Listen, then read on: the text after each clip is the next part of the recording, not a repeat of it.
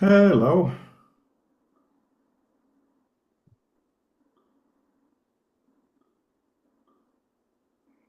Hi, Hey, hi, Frode. Uh, nice to meet you. Can you hear me? I can. I'm just listening. Okay, Nice to meet you too. that's cool. Yeah. You were a bit early, so Um, it was just, who is Ken? And there you are. So that's good. yeah, People yeah, will yeah. come in a few minutes after the hour. Where are you? I'm in Denmark, Aarhus, at home now, Ah, and okay. Good. since it's a bit louder at home, so I'm in this community house, and there is a possibility that kids come in and out, but so Yeah, but far, that's a yeah, bonus.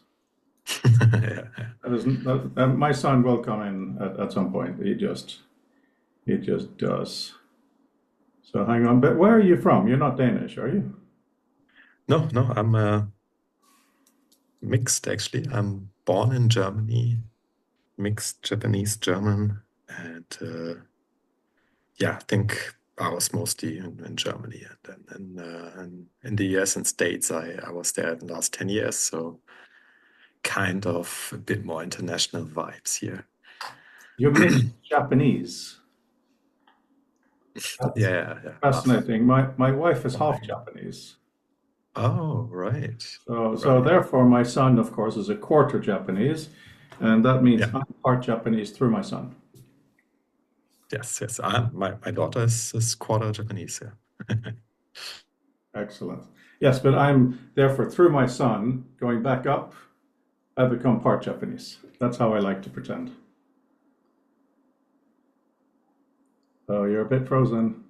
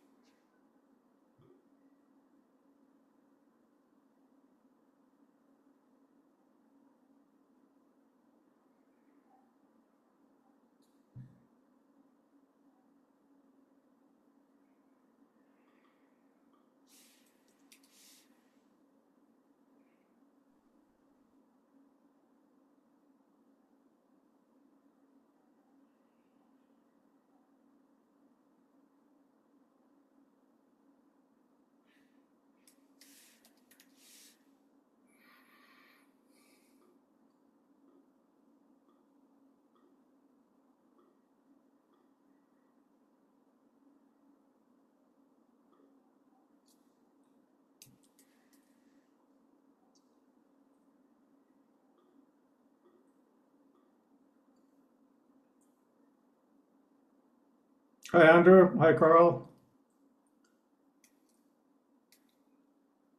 Oh, I just lost a Ken here, so it turns out he was freezing, not me.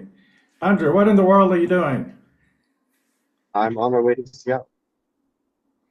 To, I'm to, to going to Seattle? yes. Well, that's very cool.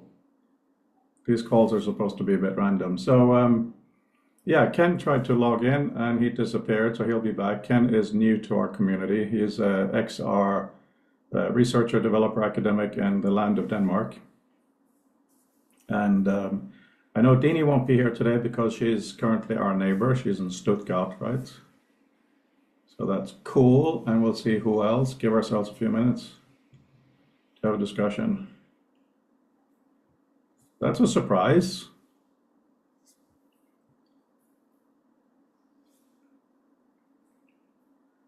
Let's see if Andrea actually joins. By the way, Andrew, you do look like you have the coolest virtual background, Andrew, even though it is real.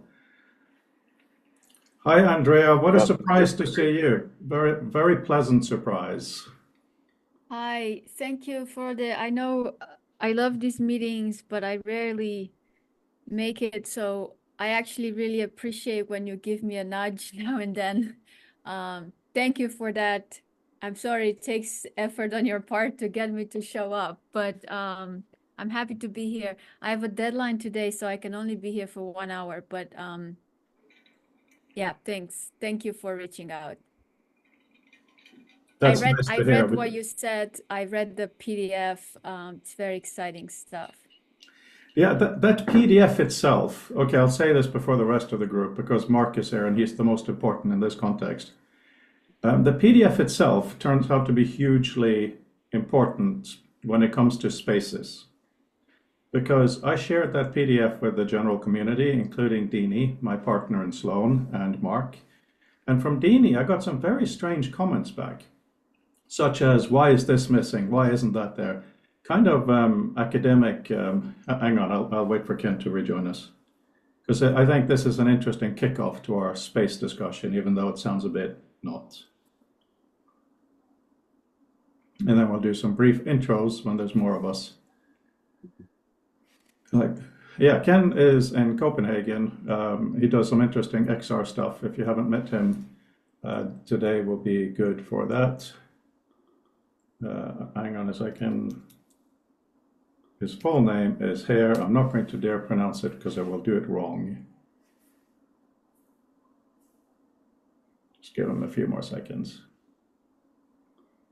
To have a quiet space, he went somewhere else today. He briefly said right before the hour, and then, okay. All right, so I'll tell you the brief thinking about this document. Yeah, so I got these weird comments back from Deanie, which seemed to be not about the contents of what I wrote, but about, you know, certain things I'm missing, academic things, and so on. Then I got some comments back from Mark, who wrote actually a longer email than the original document. Very kindly looked at two things. He looked at the presentation, the academic validity, the cohesion, all of that good stuff. Very grateful. And of course, he also commented on the basic notions of whether 7 is a good number, whether the categories worked. And I wondered why he did that. And then I realized, both with Deanie and with Mark, and also I sent a similar document on another topic to Jack Park, who most of you know. And he has a Google Doc with a lot of stuff. So I wrote a PDF because I like documents, sent it to him, and he was very confused what that was. Obviously knows what a PDF is, but it didn't fit the fact that he thought I probably should have written it in the Google Doc. Hi, Chris. I'm just briefly doing a weird introduction to our discussion of space today by the fact that I got funny comments from the PDF that I sent around. So the take home from me of the story is that a PDF really, by the fact that something is on a PDF, communicates something specific. It communicates that this is a published document, not like published in a journal, but it is not editable, obviously. And if citations are done correctly, it gives the impression, and Mark, I would really like to hear in a minute if I am correct in reading you, that it wasn't just a think piece like writing in an email. Like, come on guys, let's have various discussions on Monday. It became more of a, here's a statement, do you think it's done right? So that makes a PDF a kind of a mental space, right? So when we look at the discussion today on knowledge graphs in space and other spaces, the social attitude of what we think it is will become quite interesting. Let's just wait for Fabienne and I'll do a 10-second review of this. What is it with connecting today? It's been a problem. Fabienne, you managed. Very good. Peter, okay. Let's just wait a few more seconds. It's great that people are coming in, but it's the Zoom connections, and they take time, can be quite frustrating. Okay, for those who just joined, a really brief thing. I sent out a PDF to some of you. I got back some comments that seemed to be about the PDF presentation itself that I didn't quite understand. And then I realized that a PDF socially really says, this is kind of a statement. It's not like a casual email thing. I just thought that was kind of a lovely introduction to, now that we start talking about spaces in XR for work and knowledge, there will be those kinds of connotations too. We will enter someone's space one day. It's like, this is a space where I feel free to discuss. This is a space where I really feel someone is trying to teach me something, etc. So that was the entire introduction story. Mark, am I completely wrong in how you saw that PDF? Because you put so much effort into it, and it really made me question the whole notion of different presentations of that. No, well, I don't think the fact it's a PDF is neither here nor there. It's more that an email is not a social network or face-to-face communication. So the difficulty is if I write someone a note or a document, it's actually quite difficult when they read it 2 days later or something to know was I just looking for a sort of high five, that's marvelous, or was I actually meaning something? And it's very difficult to tell unless you put something explicitly around and said, I want some comment on this, or but it's even that's quite difficult to do through the asynchronous method of email. So it's the fact that it's a PDF is neither here nor there at all. It could have been a text document, it could have been something, it could have just been an email, to be honest. So the issue is to do with the asynchronous nature of the communication rather than what goes into it. It's just difficult to do basically a casual conversation asynchronously over distance, unless it's with someone you know very well. But that's normally a different context anyway. But I hope that answers your question. It partly does. And Ken, welcome back. We'll do introductions in a moment when we're sure everyone's here. But we're just reflecting on, I sent a document around, it happened to be a PDF with some think pieces for today. And then I got two comments that I thought were a little weird. Mark wrote a lot, but and he addressed the content of it, but he also said, for presentation, you might want to do this and that, which if I was submitting to a journal would have been extremely helpful. So I wondered a little bit why he went, in that sense, very kindly overboard. And that makes me, I can answer that. It's because it wasn't clear in reading. I genuinely wasn't trying to correct it. I would no, genuinely no, was no, trying no, to no, that, understand it's not a criticism at all. which is why I wrote it out. I mean, I thought the kindest thing to do is to explain what I don't understand and send it back. I certainly didn't think I'd written it in any way as sort of critique. It's just trying to say that that the first metaphor was overstretched and it doesn't fit the context, and that's fine. I mean, it's a listicle of 7 things, but it doesn't have any relevance to the original sermon. There's no clear linkage. Is the first point, and I was just confused by the two different sets of bounding on the second set of points, which again weren't clear. But I hope I Mark, explained what we I don't didn't need to understand. we don't need to go into that in great detail. But also the other messages that I got is from Dini, my partner in Sloan, who felt that it needed to include this and that and other official things. So that the only thing, oh my God, it's just like slowly. Hi, Brandel. Really quick 15-second summary of a funny thing with no comments, and then we're going to Spaces and XR. I sent a PDF around, and a few people commented very kindly on the contents, but also on the style, on the structure, as though I was going to submit it to a journal or something, which is very kind. But it was intended just as a here are some thoughts, right? And the reason I think it's relevant for us today is because when you get a letter, like very often from the council or something, you'll get an email with a PDF in it, which seems weird, but it kind of becomes more official.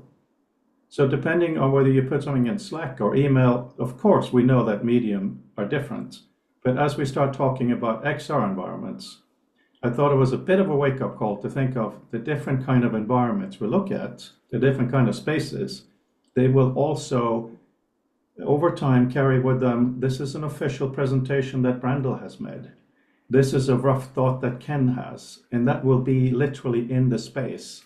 And I can see that Andrea's having a million thoughts on this because she thought through all of this stuff.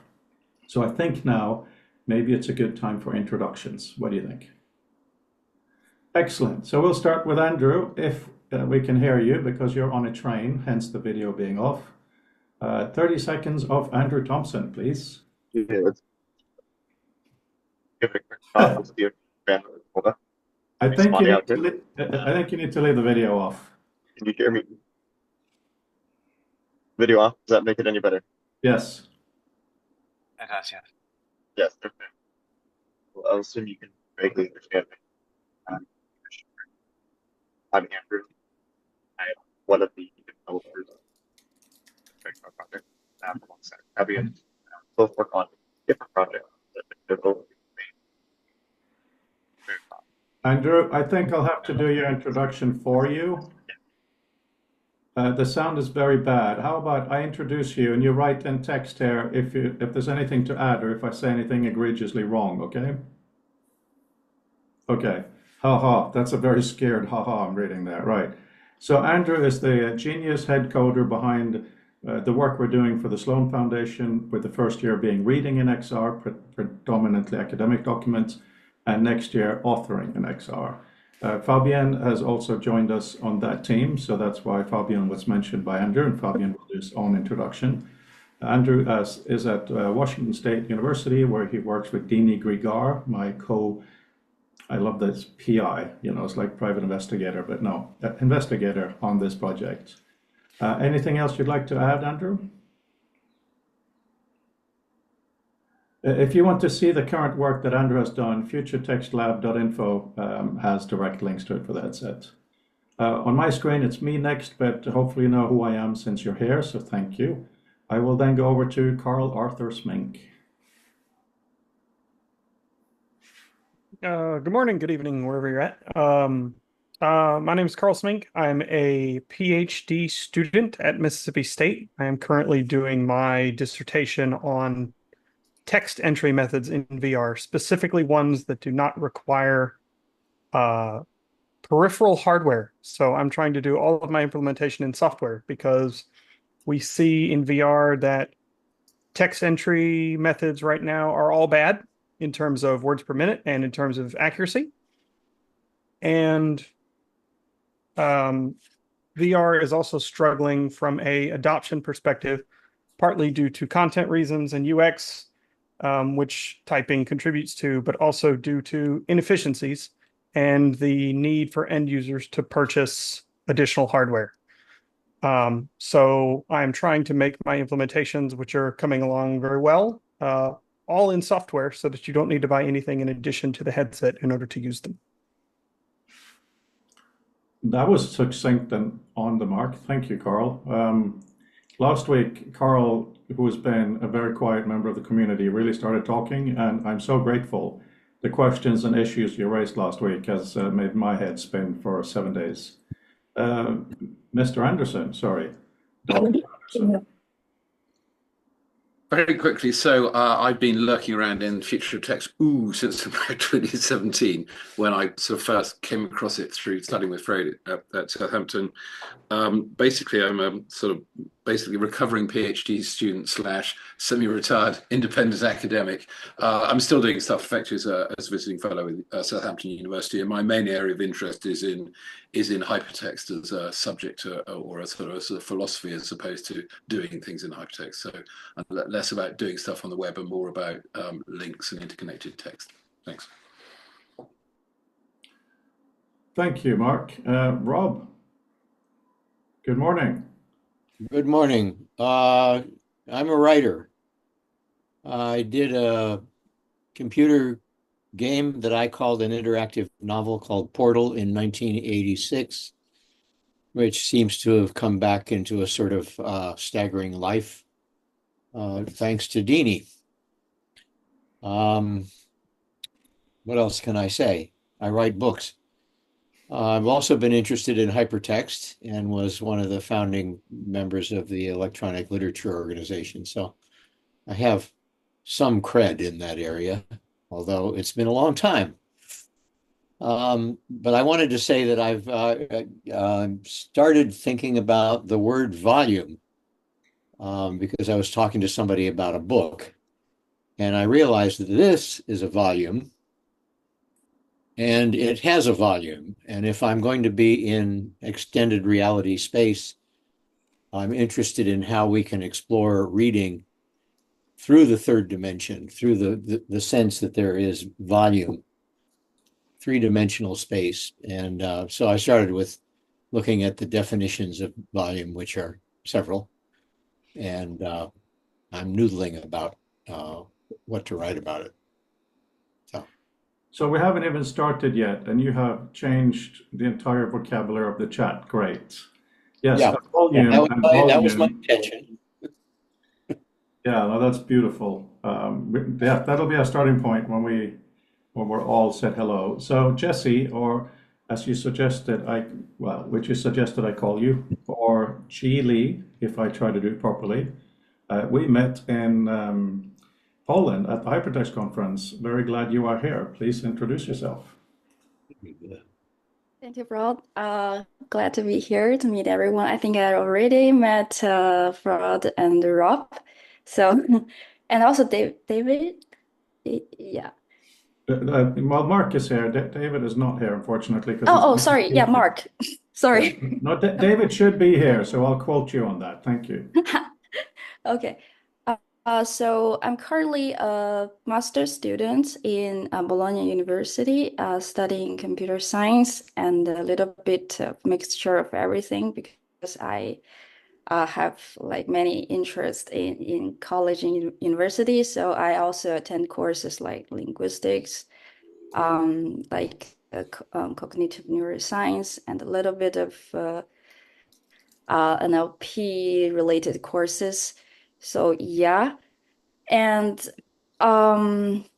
so my identity now is kind of like student, but I also love writing. I'm kind of like because recently I read a book called 94 Charing Crossroad, and I get some like terms from the author, and she said she's a self-educated like writer to learn to learn everything. I think I'm also self-educated through like writing and also reading.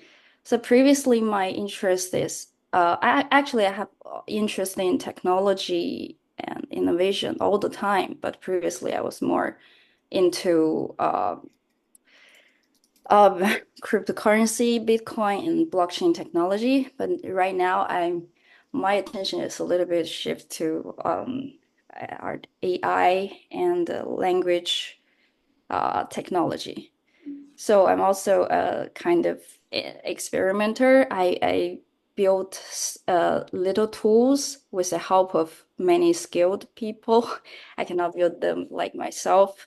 So I always annoy them to help me out to build some proof of concept stuff. Yeah, and my great interest is in networked thoughts in interdisciplinary settings. So I don't like I think there are so many experts systems or silos or something in the current either in the academia or non-academia world. I think it's very interesting to like connect them through some ways with the technology or whatever we can think of. Yeah, that's about me. Thank you. The only thing I would add about you from our conversation is you are a doer and a builder, very project oriented. So you have inspired some thinking in the community already about what we can get students to actually produce together. So we will talk about that later. So that would be good. I see Bruce joined us, and now you're at the bottom of the intro list, Bruce, but I very much look forward to your intro. Very, very good to see you. Next, yeah, sorry. There's a little bit of lag. Sorry, Bruce. Andrea, hello. Hi, hi everyone. I am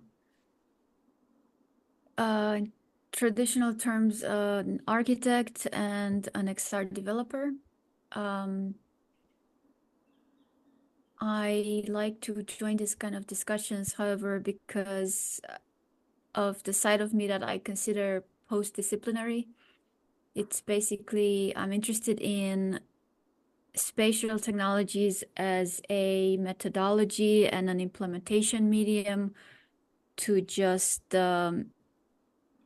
ask big questions and question assumptions and maybe redefine assumptions about the world.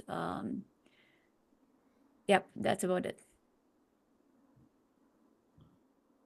That's about it. Okay, with your resume and body of work, okay, very humble, but fine.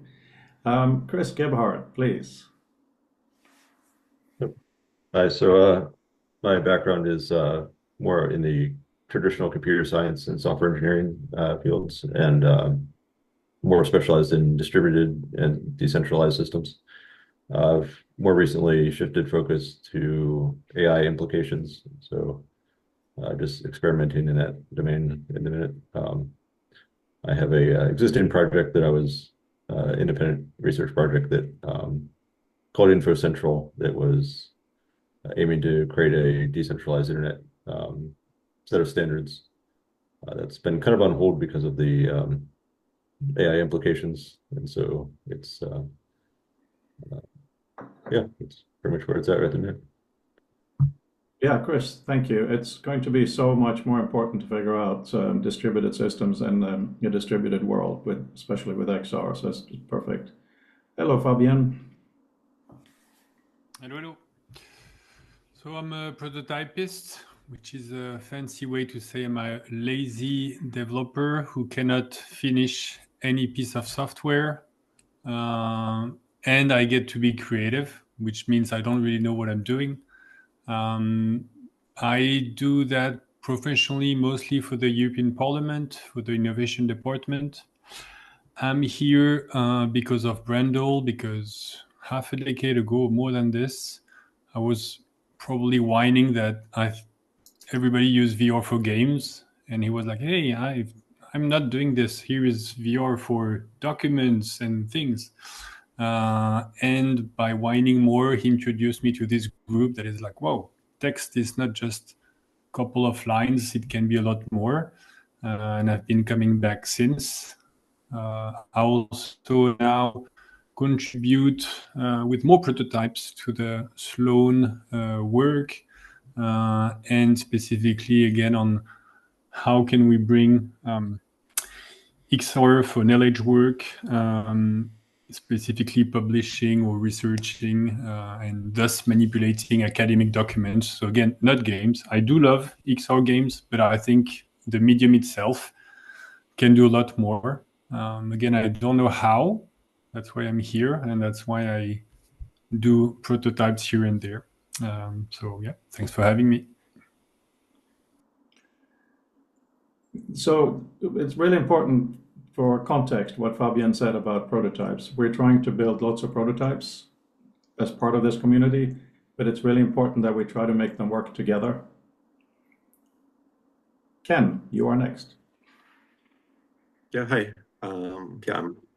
As I said, I'm Ken Pfeiffer. I'm an assistant professor in Aarhus in Denmark. And my focus is on XR input methods. And I am especially interested in integrating our eyes into the user interface. And considering that, every interface so far has been fully controlled by the hands, and I think now the better tech and advances coming, then we can have a lot more of our body integrated into the interface.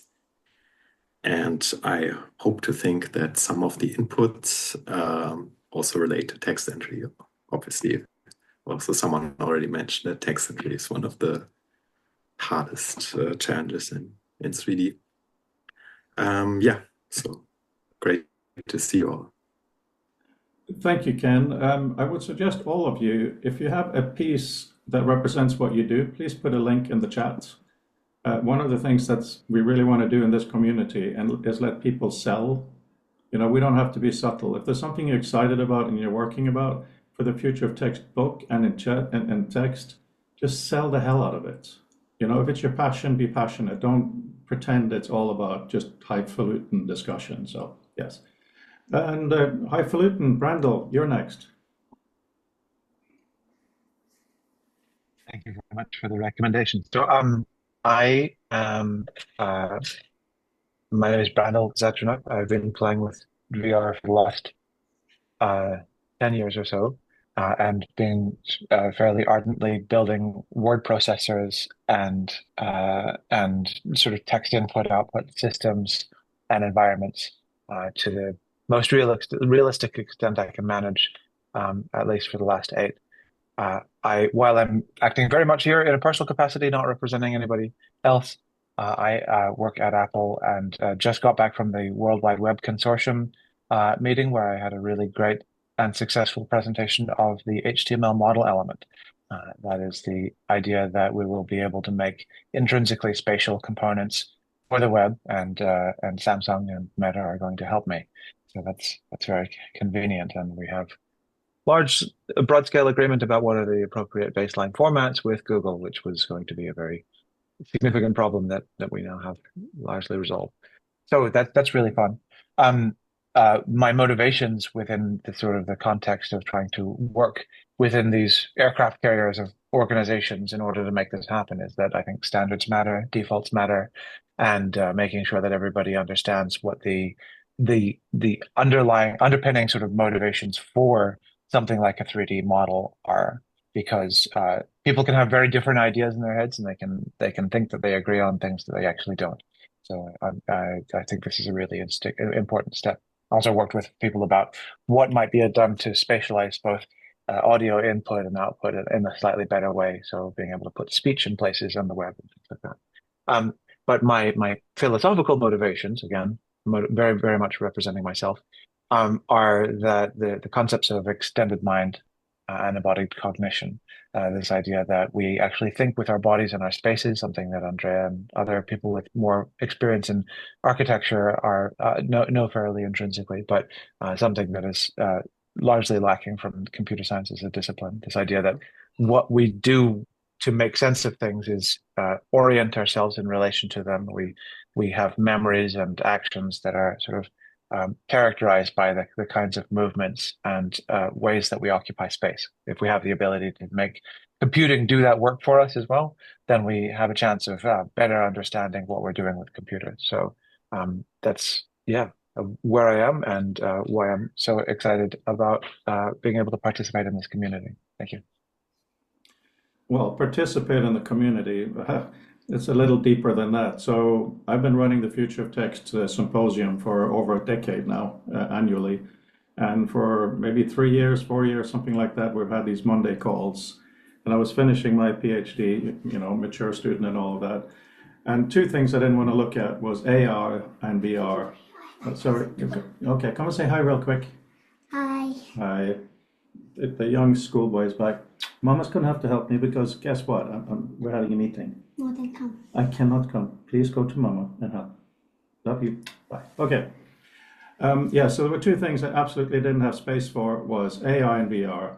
And then Brandel comes along, he sits there, he's very nice. And then just as I hand in the first draft of my thesis, he says, by the way, would you consider VR? It was such incredible timings, like, yes.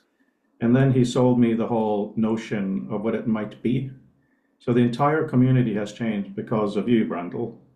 And I'm very grateful for that. The way that I at least think now is XR first, flattened later. So yeah, you're not a member of the community, you're the helmsman. Right, Carl Hebenstrecht, please say hello and such. Hello. Yeah, I attend these meetings more in the role of the once and future doctoral students. I'm starting again in January. It's interesting, going back to the 62 paper, there's actually the latent capabilities that Engelbart talked about. So looking at the unleashing the latent capabilities for people with disabilities. And looking forward to getting back into that things. My day job is I work with the U.S. federal government, the General Services Administration, and we've got some exciting AI stuff getting ready to start too. So Engelbart is the father of human-centered artificial intelligence paradigm. So glad to see everyone. Oh, and since you referred to Mr. Anderson, my screen messed up a few months ago, but I was able to take a picture of it. So Neo and Agent Smith there with Mr. Anderson. That is indeed why I like calling him Mr. Anderson. So thanks, Carl. It was cool. Peter and then Bruce, and I think we got everyone then. Okay. I'm an attorney programmer hybrid and independent scholar. I basically started in intellectual property law, found the intellectual property vastly more exciting than arguing about who owns it. So I've moved into the R&D side over time. I've been part of the hypertext community since I was introduced to Mark Bernstein at a Macworld Expo way back in the day in Boston when they had such wonderful events. Um, Academically, my interests are focused on programming languages, human-computer interaction, programming languages geek. I like old-fashioned symbolic AI. I think everybody just sees the newfangled large language models as being the hammer, and they're going to make everything be a nail to be beaten to death by it. And we're really missing out on a lot of the older techniques, which dead-ended at the time because we did not have the compute cycles to be able to use them effectively. On modern hardware, there's just so much orphan technology that could be reinvigorated and used to great effect to produce absolutely wonderful, explainable, deterministic results, which I think would be vastly superior to the threat of hallucinations in today's models. I mean, they're great for generating sketches and visual designs and things like that, where you're not looking for precision and it doesn't matter how the system came up with the result that it came up with. But when it comes to academic topics, well, Mark Bernstein himself is a classic case in point. He is a hallucination magnet. Ask a large LLM anything about Mark Bernstein, and it will come out with the most outlandish papers and theses and attribute them to him over and over again. I've tried with multiple AIs. They all do it. I don't know what it is about. I guess his oeuvre of work has encompassed enough different areas that it sends them on a tangent quite readily. Um, Also, I'm interested in foresight, university futures. I have a piece that was published a while back with my thinking along those lines. It gives a little bit of my background and academic journey. Currently, I'm looking at detached visual meta, basically picking up on Freud's thesis and looking at what we can do if we start moving that visual meta out of the document proper, allowing third parties to apply visual meta to documents that they don't have control over, um, filter that, try to come up with an entire ecosystem of facilities that can work along those lines and also deal with imprecise citations. One of the things that has irked me very long about academia is that we pretend that we have precision in our citations. And as a result, if we don't have an exact cite for something, we have to make sure that it is scrupulously walled off from the formal writing and preserved record, which is very bad because there are many cases where I have a hunch about something. I might even be 98% certain, but because I cannot nail down that reference, I have to pretend it doesn't exist, sometimes to the point of not discussing an idea because I know the idea wasn't originally mine. The idea was out in the literature, but I am at a total loss as to how to locate it within the literature. And because I can't locate it, I can't talk about it, which is just utterly infuriating. We can move that sort of thing into detached visual meta so that the data could be preserved with hooks to be augmented. So let's say I'm pretty sure that I was at a conference in Pittsburgh and someone told me that the research that had originally been branded as the programmer's assistant at MIT had gotten absorbed by some company doing robotics. So I have this strong link that, okay, that got renamed at some point and it was continued in the robotics vein, but I have no idea what organization did it. I know that someone told me that in Pittsburgh. I have a rough time frame of the mid 1990s for having been given that lead, but how do you latch onto that in the literature? If we can preserve that in visual meta, there's the possibility that Brendel or Carl might come across a reference to that and say, ah, that must be the thing that Wasoko was talking about someone having mentioned to him back in Pittsburgh. And by entering that into the system, I could get a tickler notification years later, allowing me to complete my bibliography and link that work back into the literature. So we're losing a lot of knowledge that we're not preserving. We're pretending that things are precise when they aren't. It's not so much of a problem in law, ironically, because there's this obsession in legal academia with nailing down references so we can trust that one or two fame-hungry law students have checked every single citation in a law review journal article, so we can rely on those as being as close to ground truth as is humanly possible. A mistake still might slip in, but it's many, many orders of magnitude less. Peter, thank you for the introduction. Let's not go too into specific content yet, but that was very useful. And yes, you're on. By the way, we should just briefly mention where we are. But first of all, Bruce, please introduce yourself. Otherwise, I'm going to do it. Ha ha ha.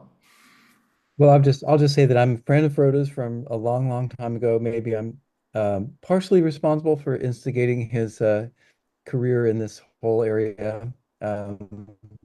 Enjoyed talking with him in the 80s. I can't remember. 90s. Arts, a 90s. friend as well. And you know, kind of long career in personal computing. I don't know what into this domain. I'm more involved in kind of personal AI, I would call it. I'm working at Apple and Bell's team. Actually, not his team, but in his group in VPG. To add to that, Bruce, if you don't mind, so yes, you work at Apple now doing amazing, genius stuff, which is incredible. But yes, Bruce is very much one of the main reasons I'm in the field because, Bruce, you were the first person who took me seriously. So thank you for discussions. And hang on, am I frozen or are you all frozen? Can you hear me? We hear you. Oh, okay, good, because the picture went funny. Yeah. But also, of course, I just really have to mention that Bruce was at Xerox PARC, and he was there when this guy called Steve came by. He then went to the Apple company where he basically wrote the Finder. So anybody who's ever used a Mac at any point in their life, you've been in Bruce's space, and the Finder is very much a space. And maybe we kick off the discussion there a little bit on spaces. The fact that when you put on a headset or get into XR through whatever means, you will be somewhere immediately. And that somewhere matters. They pretend it's the neutral room, some of them, now that they all seem to start with AR, but it is still a somewhere. Does anyone have any thoughts on that? The initial neutral space that isn't neutral at all. So this is a fairly common metaphor in a lot of video games, particularly ones that span over several decades. Now that we have the software as a service model and games are sort of updated and added to rather than replaced and superseded, there's this idea of a hub world or a sort of central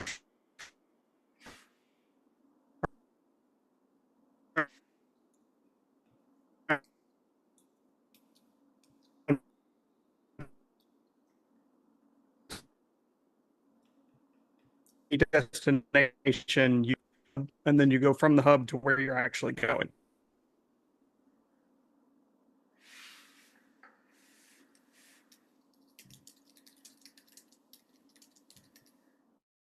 Space, maybe a fireplace, some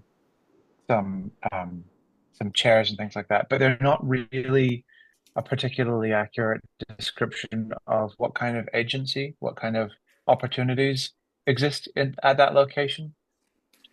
That's something that separates something like a Minecraft from the nominally higher fidelity virtual worlds where in Minecraft there is no adornment of things beyond what they represent insofar as you can do.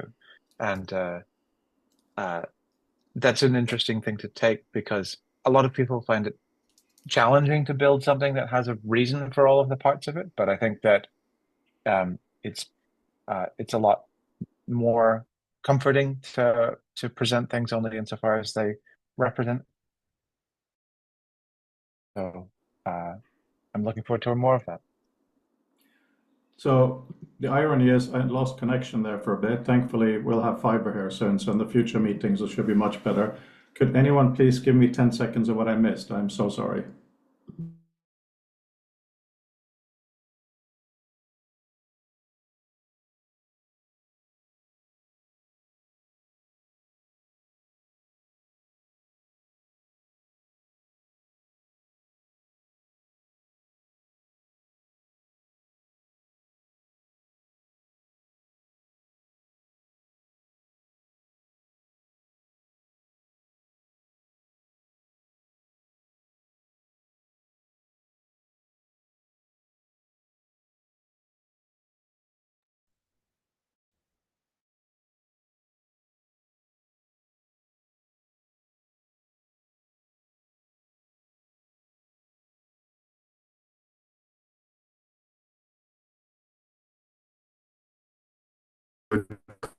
common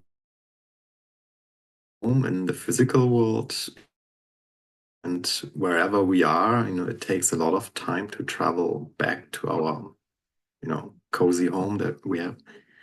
And there might be a time when we might, far out future, we might do space travel. Maybe there is no physical home anymore.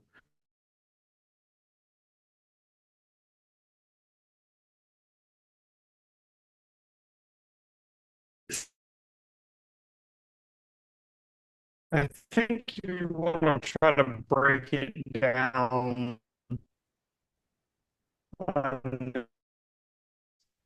There's either there's stuff there that you've